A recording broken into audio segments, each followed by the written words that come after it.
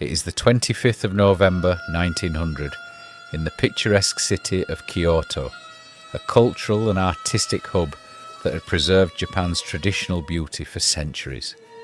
Nestled among rolling hills and ancient temples, Kyoto's timeless charm provides a rich backdrop to any child's early years.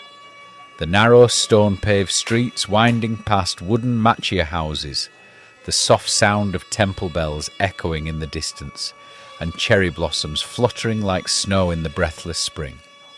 This was the world that greeted Takeji Asano.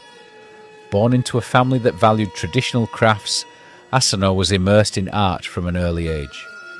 His father, a skilled craftsman, worked in a local textile workshop, producing intricate kimono designs, a quintessential Kyoto art form. Young Takeji would often watch his father sketch elaborate patterns of cranes, flowers, and waves onto silk fabric. These early impressions etched themselves deeply into his mind, planting the seeds of his lifelong love for artistry. Kyoto in the early 1900s was a place where tradition and modernity intertwined. The sōsaku-hanga, or creative prints movement, was beginning to take root, urging artists to embrace self-expression and control over every stage of printmaking. While Asano was still a child, this movement sparked a shift in the artistic landscape, challenging the long-standing division of labour in traditional woodblock printing. This ferment of creativity undoubtedly influenced him, even before he formally pursued art. Asano's formal education began at a local elementary school, where he excelled in drawing. Teachers often remarked on his ability to capture the essence of nature with just a few pencil strokes.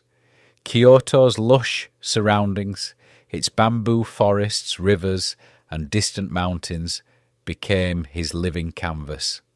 After school, he would explore these landscapes, sketchbook in hand, drawing inspiration from every season: the crimson maples of autumn, the plum blossoms of winter, and the fresh greens of summer. By his teenage years, Asano's talent had begun to bloom. At 15, he was apprenticed to a local artist, who introduced him to the fundamentals of Japanese painting and woodblock printing.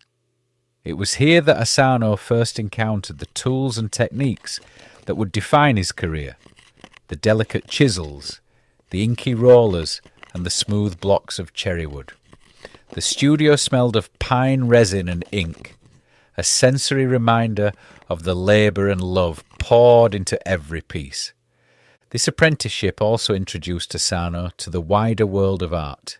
His mentor's library was filled with ukiyo-e prints, which celebrated the fleeting beauty of life, a philosophy that resonated deeply with Asano. He was particularly drawn to the works of Hiroshige and Hokusai, whose depictions of landscapes and everyday life bridged the natural and human worlds. By the time Takeji Asano entered adulthood, his path as an artist was set. Kyoto's vibrant traditions, his father's craftsmanship, and the stirring landscapes of his childhood had shaped not only his skills but also his artistic soul. Asano's artistic journey truly began in his early adulthood, when he walked beneath the ancient wooden eaves of the Kyoto City Specialist School of Painting, later known as Kyoto Municipal School of Fine Arts and Crafts. There, the scent of ink and mulberry paper filled the air, mingling with the faint traces of cedar and cherrywood shavings. It was here that he honed his craft under the guidance of the revered printmaker Tsuchida Bakusen, whose own hands seemed to summon ethereal landscapes from the very grain of the wood. Bakusen's teachings were poetic yet precise. He spoke of the soul within the wood, the way the knives should never fight against the fibres, but rather glide through them, as though whispering a gentle lullaby to the tree's spirit. With patient hands and an eye trained in the quiet discipline of his forebears, Asano began his woodblock carving. Each piece of wood, hand-selected for its tight grain and whisper-thin fibres, was cradled in his lap like a sacred relic. His blades, sharpened to a perfection that mirrored the moonlight, danced across the surface, each incision a verse in a larger poem. He carved with a slowness that seemed to defy time itself, carefully shaving away layers, coaxing rivers to wind through misty valleys, urging sakura blossoms to unfold beneath his touch. And then there was colour. Asano did not simply mix paints, he composed symphonies of pigment, blending his colours with a precision akin to a master calligrapher grinding his ink. He would press the mineral powders into fine porcelain dishes, adding just enough water to create a celestial sheen, the blues of an autumn sky swirling with the depth of the deepest indigo, the reds glowing like embers in a lantern-lit alleyway. His brushes were delicate extensions of his fingers, each stroke measured, deliberate, as though he were breathing life into a world that had yet to be seen. The first time he pressed the washi paper against the carved wood, he held his breath. He knew that the print would not merely capture a scene, it would capture a feeling, a moment suspended in time, an emotion locked between layers of ink and wood. With a careful hand he peeled back the sheet, revealing a vision of Japan, as only he could see it, gentle, eternal, and breathtakingly alive. This was the art of Takeji Asano. Not just wood, not just paint, but poetry born from patience and an unyielding love for his craft. And as his reputation grew, as his works found homes in galleries and private collections, his spirit remained etched in every delicate curve of his carvings, in every whisper of colour on paper, forever a part of Kyoto's artistic heart. Asano's talent soon took him beyond the quiet confines of Kyoto. By the 1920s, his works were being displayed across Japan, captivating audiences with their dreamlike tranquility. His ability to blend traditional ukiyo-e techniques with the modern sensibilities of the shin-hanga movement made him a sought-after artist. He worked alongside some of the finest printmakers of the era, often travelling to Tokyo and other cultural hubs to collaborate with publishers and fellow artisans. One of his most famous prints, Evening in Arashiyama, captured the play of twilight on the waters of the Katsura River, the reflection of lanterns flickering like fireflies across the surface. It was this mastery of light and texture that secured his place among Japan's foremost printmakers. Collectors and art enthusiasts eagerly awaited his next creation, and his reputation soon extended beyond Japan's shores. In the late 1920s, Asano married Mitsuko Yoshida. Mitsuko was an influential figure in her own right, and the couple worked together in various educational and social endeavours. Their partnership was significant in supporting their shared, deep appreciation for art and nature.